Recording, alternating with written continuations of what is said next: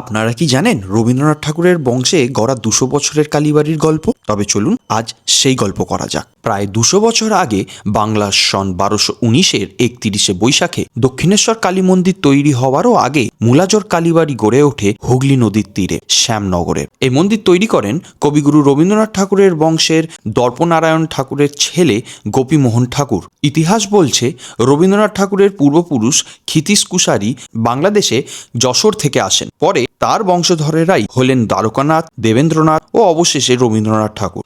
যদিও রবীন্দ্রনাথ ব্রাহ্ম হয়ে মূর্তি পুজোয় বিশ্বাস করতেন না, তিনি কখনো এই মন্দিরে এসেছিলেন কিনা তা অজানা। এখানে প্রতি বছর পৌষ মেলা বসে। কালীবাড়ির পাশেই আছে শান্ত নিরিবিলি রামকৃষ্ণ মিশনের মন্দির। তাই এই শীতে একদিনেই ঘুরে আসতে পারেন শ্যামনগর কালীবাড়ি ও রামকৃষ্ণ মিশন, যা রয়েছে শ্যামনগর ফেরিঘাটের একদম পাশেই। আর এমন গল্প জানতে আমাদের পেজটাকে অবশ্যই ফলো করে নেবেন।